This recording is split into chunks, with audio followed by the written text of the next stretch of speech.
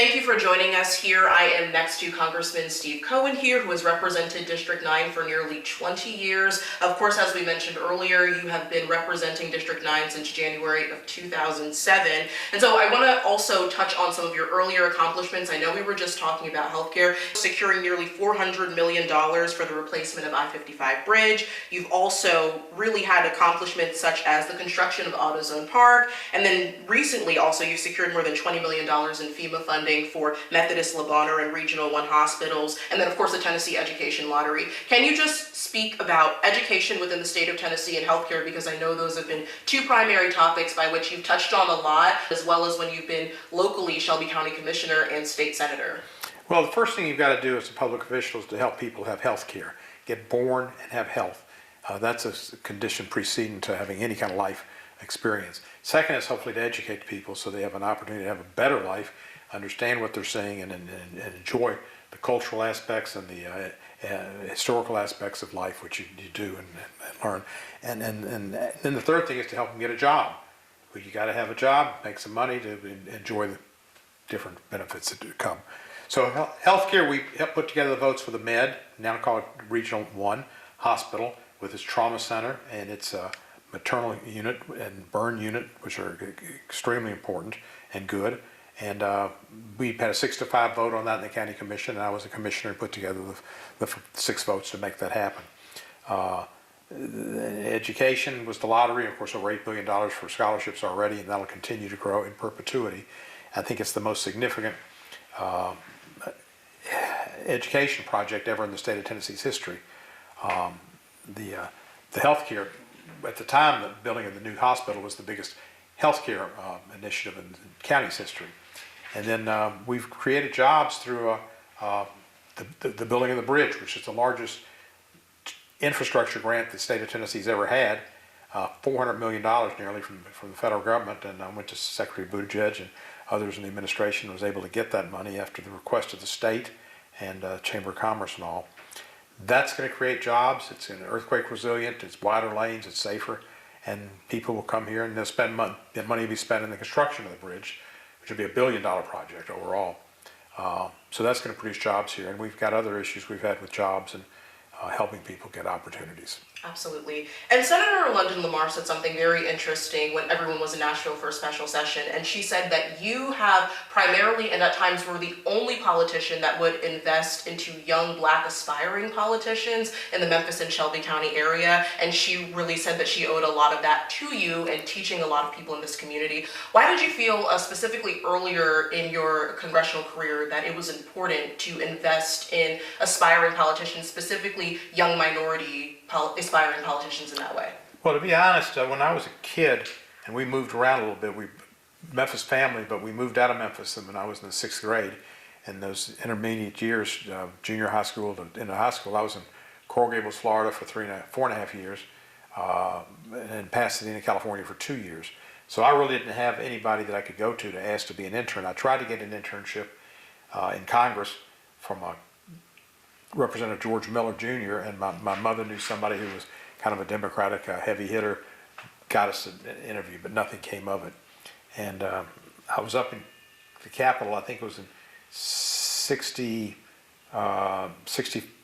the spring of 66, and I was going around the halls and I saw Hale Boggs, who was the Democratic majority leader.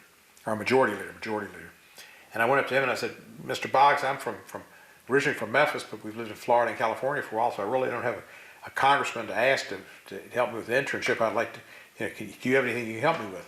He was walking and he was a symbol of power with all the people behind him and everything. And he said, no, son, you just got to go back home and elect Tennessee Congress people. So whatever. When I see people that want to get an internship, I want to give it to them. I was denied that opportunity, and I wanted to give as many people as possible that opportunity. So we've had interns, many minority interns. We have put an emphasis trying to find minorities who want to do that. And I've been proud of every one of them. They've all done good jobs, and many of them have related to me in the last couple of 3 days about their experiences and how much they appreciated them. And London's one of the really fine interns I had. She did a great job. She interned in Washington, and she also interned in Memphis. And she's had a great career as a state representative and a state senator. And of course, last week you made the announcement that you are not intending to run for re-election in the newly redrawn congressional map, what District 9 now looks like. I'm curious about when you made that decision and specifically what exactly led to your announcement, what your thoughts were, and just generally what you were thinking leading up to that. Well, I wanted to run, as I had been running since October, in the what we call the old 9, the traditional 9, and we had done polling in that district. We'd done videos to do ads in the district. We'd done radio ads and run some, and we were running in 9. And all the preparation we'd done was not necessarily conducive to the new 9 or the 8 or 7, or I guess 8 or 5. And so that would have had to start over and do different things. I've always represented Memphis. That's where I was born. I go around Memphis, and there's hardly a block I could go through. There's several blocks, I guess, without seeing something that I've had some part in helping put into Memphis.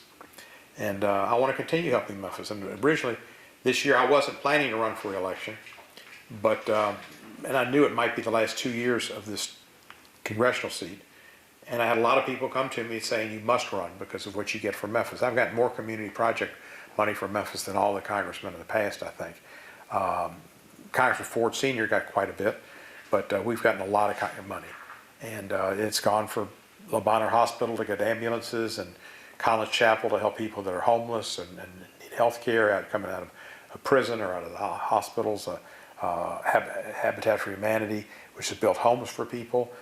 Hospitality Hub that helps people that are homeless again. Got money for the walking bridge across the river, walking and bicycle bridge. So many projects. Jackson, Northside High School and Melrose High School refurbished for housing and for community projects, and a library at Melrose. Lots of projects, and we've done those things. Memphis needs all those things, and I've been proud to deliver them. Mason Temple, we got money for $1.2 million for Mason Temple, $3.15 for the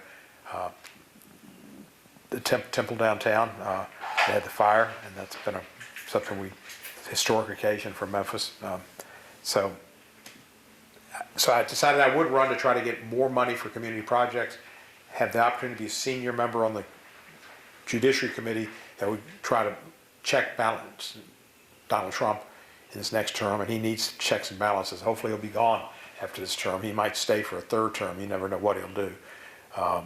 But he seems to bend the rules, and the powers that be let him bend them. But I was looking forward to that and doing it for the response to the community. I couldn't do that in these other 3 districts. They stretch to Williamson County, which is almost Nashville. 2 of them do. And they go through a lot of rural areas. And then District 8 goes past the Tennessee River, I think, maybe 1 county. And it stretches a goodly ways as well. So I couldn't do Memphis. And if I couldn't do Memphis, I decided didn't want to be a surety to what the General Assembly had done in these 3 gerrymandered and obtuse districts. So I chose at the last minute. I considered it, but I decided not to run for re-election. I hate it, but I've been to Congress. Not that I certainly, it's been a great honor, and I've got a lot accomplished, and I'm proud of it. And when I go there, I'm home. It's my office and my friends. But I've been to Congress. I want to be in Congress to represent Memphis. I consider my office the embassy of Memphis in Washington. We've got a sign out front, the Gulf of Memphis. And we've got a line running from the Mississippi River down there. It's the Gulf of Mexico / America. And it's the Gulf of Memphis out of our office. Okay. So that's what I wanted. And if we get this opportunity, the courts say there's going to be, go back to the old District 9, we'll run. But otherwise, we won't. And I want to circle back to that point that you just made in just a second. But of course, I know for a lot of the reasons that you mentioned, securing so much funding, of course, for Memphians, for Shelby County, I want to ask you specifically, you said people came to you and said you must run, right? Of course, you've garnered so much support here. In your press conference last week, you mentioned the potential of them doing this to really keep you out of this race in particular because of the amount of support that you have garnered. Can you tell me more of the specifics behind that? I know, of course, seeing your testimony when we were in special session, you talked a lot about your history being a Memphian and the relationships that you've built with people, but can you touch more on that aspect of it? Well, Memphis is an iconic city, and to take its representation away is really wrong. Memphis has a lot of constituents, need constituent services. We supply them. The Fords did too. and there's an office in the Odell Horton Federal Building for people to come to and get their forms turned in and get help. We hear from so many people that are in need, and we help them. It's not going to happen if their Congress people are from up in Middle Tennessee. They're not going to have an office in Memphis probably, and if they do, they're not going to be there, and they might just have one staff member.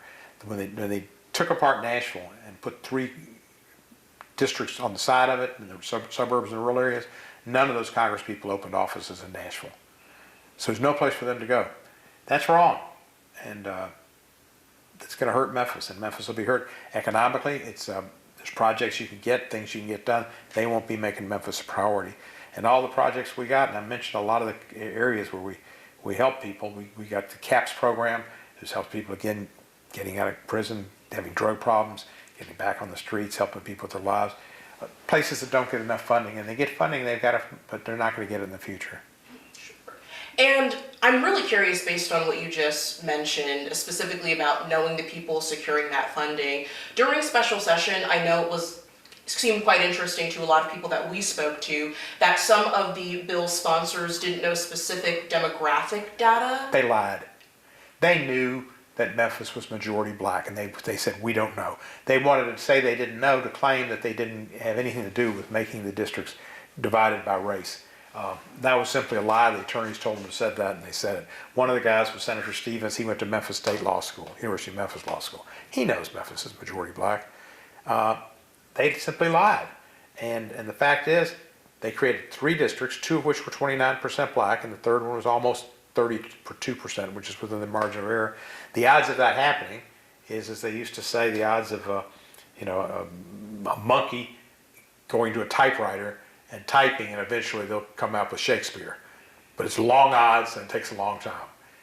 Probably better odds that the monkey comes up with Hamlet than the legislature comes up with those numbers on race in those 3 districts and not having race be a part of it.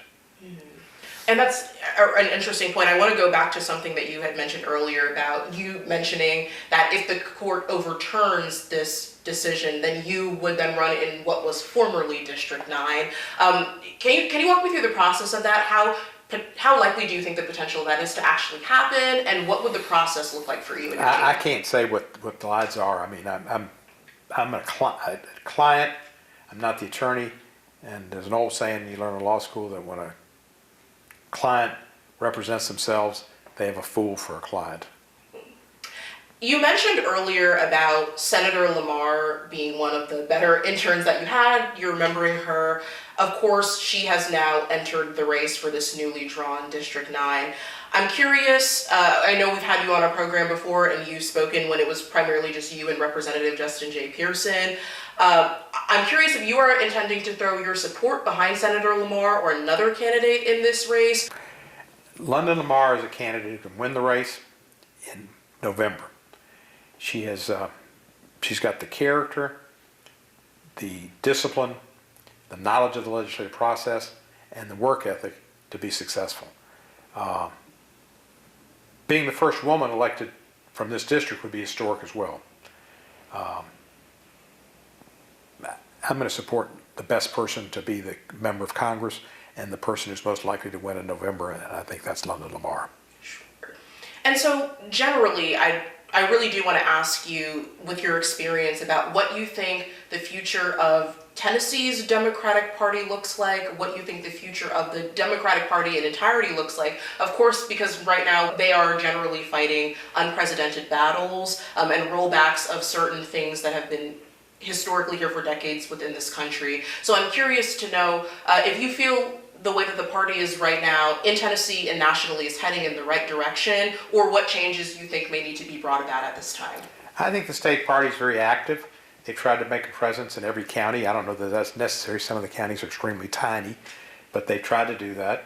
I think our state director has been energetic. I went to the 3-Star Dinner, which is our annual fundraiser in Nashville, probably the year before last, and they had a tremendous crowd. I think she's doing a good job.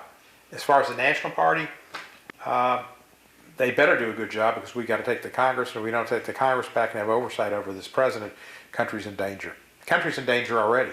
We've surrendered a lot of our legislative powers, and Speaker Johnson hasn't cared.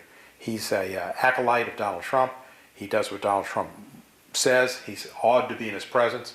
And the only thing good I can say is I don't think he takes any money from me.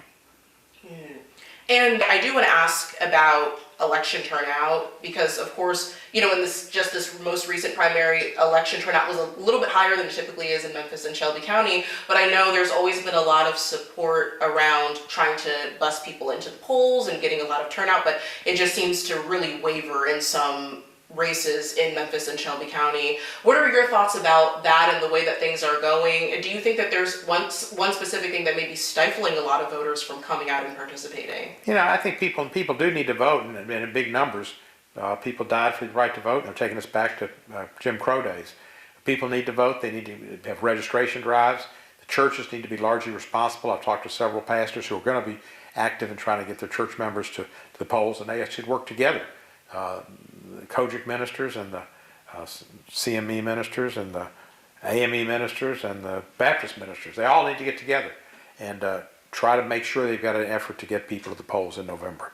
I know last week you said that there was really no commonality between some of those counties and, of course, the Memphis area. Do you think that any representative who is elected to either District 5, 8, or 9 could wholly represent people that span from Memphis all the way to the middle parts of Tennessee? It's going to be real difficult. I know that Senator Lamar will make an effort, and she'll know some people through those districts who she served with in the Senate. But I know she'll be attentive to Memphis. There's no question about that. And I think if she wins that district, she'll be attentive to the people in Fayette and Hardeman and McNairy counties as well. I know that Chaz Mulder has pledged to me that he will look out for Memphis, that he will have an office here, and that if he's successful, he'd want to talk to me about constituent services and how to set up an office to do that.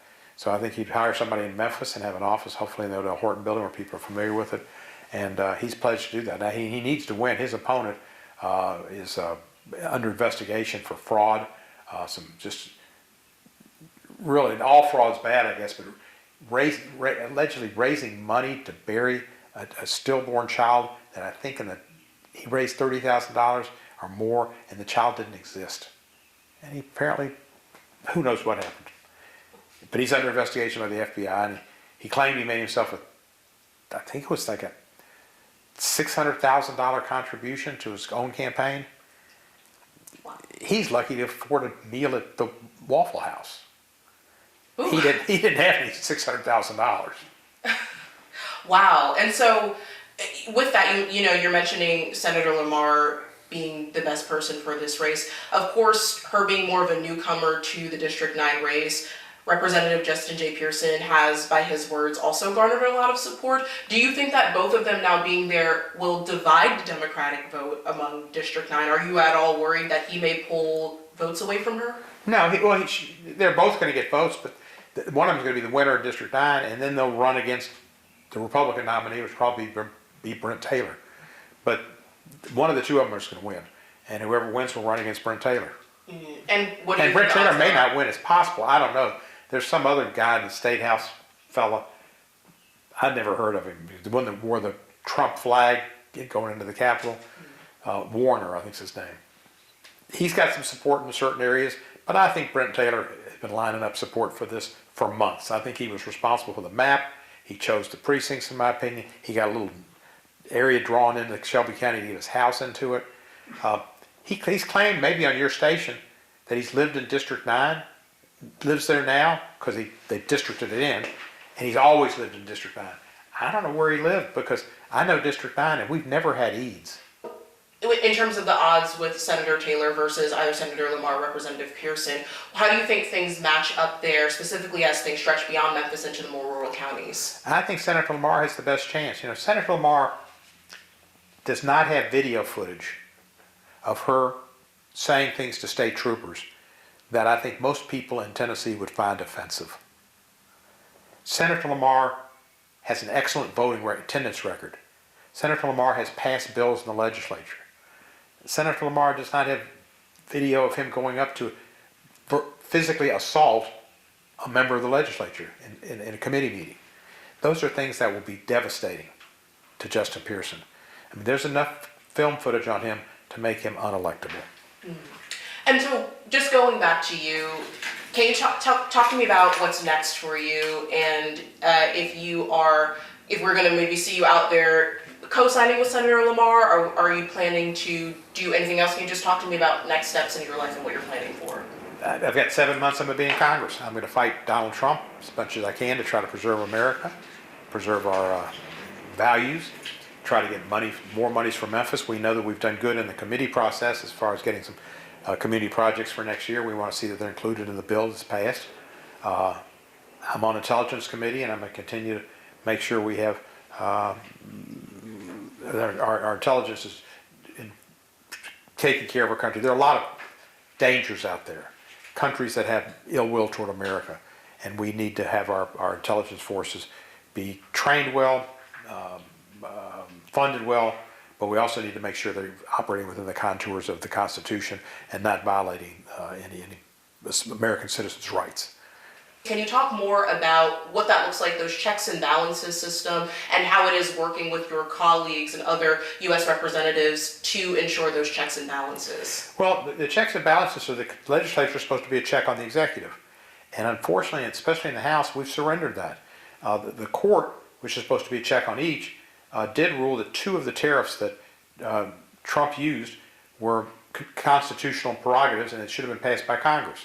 So Speaker Johnson never said a word about it. He did not stand up, and he's got the majority, and without the majority, you can't get much done. But he's got a majority, and he hasn't tried to exert himself against the president on the power of Article 1 that gives Congress the power to levy tariffs.